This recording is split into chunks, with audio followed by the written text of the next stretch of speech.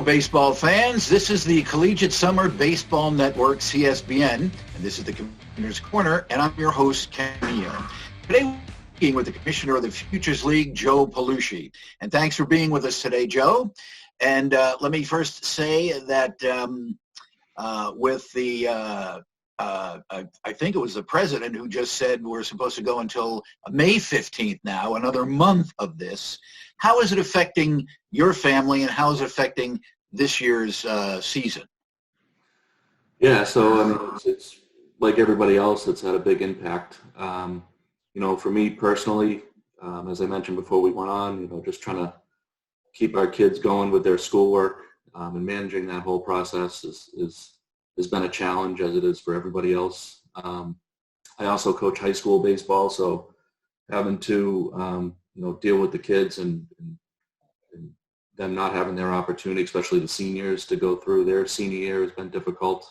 And then from the Futures League perspective, every day we're doing conference calls with our ownership group and our general managers, and the difficult part is we're trying to plan for something that nobody knows what the end game is, right? Like, we could talk about delaying the season or different schedules and all that, but at the end of the day, nobody really knows when we're going to be able to get started again. So that's been. Now, is there a particular date that you have where you say after this date, that's it, the season's over?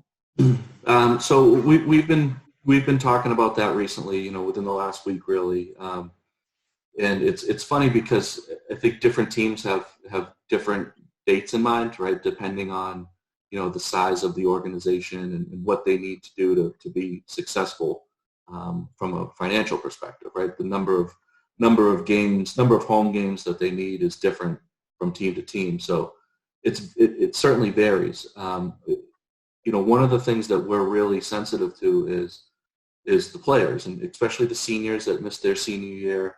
We're going to, like most leagues have, allow those guys to come back and play this year. We want to do everything we can to make sure that we can get them on the field this year. So. Have you talked to the kids, or the kids? Have you talked to the players? What do they think about this situation? Yeah, I mean, they're bummed. I mean, they I think the longer this goes on, I think everybody, especially the kids, understand how serious this is, right? Especially all the social distancing guidelines and everything. But they want to play. I mean, these kids, today, these kids work really, really hard year round for baseball, and they want to get on the field. And we're like I said before, we're sensitive to that, and we want to do everything we can. But it's got to make sense. It's got to be safe for everybody. But there's no doubt that our players want to get out on the field this summer. Now, would you lengthen the season if you could go back now?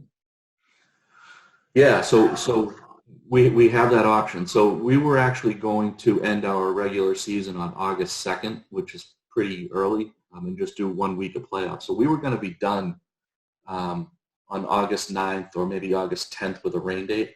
Last year we finished on the 15th. So yeah, we can extend a week. I mean, that's one of the things that we're looking at right now is taking away or taking those early season games, the first week to 10 days, and putting it at the end of the season. But again, it's got to make sense. As you can imagine, the Thursday through Sunday games are more profitable for our teams than the Monday through Wednesday games. So, we're looking at a few different options where we can maybe eliminate some of those early season, early week games and kind of put them towards the end. But again, I mean, until we get to go ahead to continue playing, who knows when that's actually going to be. Now, have you spoken to any college coaches and get their opinions? What do they think about the fact that the season might go a little bit longer or maybe canceled for the rest of the year? Yeah, I mean, I think they understand. There's a great unknown out there. I think they're fine if we have to extend for a week. Kids usually go back to school that following week, which would be like around the 20th or something like that.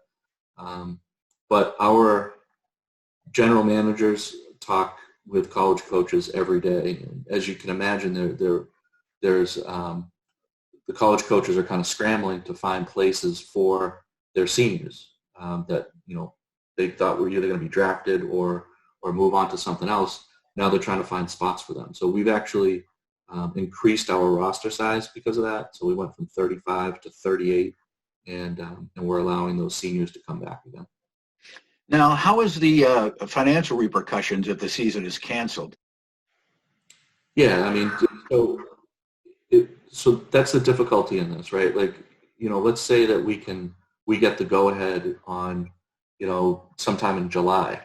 We have to look to see if that makes financial sense for our teams, if we can make money off of it, because something that would not be good is if we had to, if any of our teams had to fold or couldn't continue on with the season because of financial restraints. So the start date has to make financial sense for us, but I don't foresee that to be a problem at this point. I mean, we have 7 teams, and they're all very strong with their ownership groups and their leadership. So I'm not worried about that at this point. Well, thank you very much. We really appreciate you talking with us today.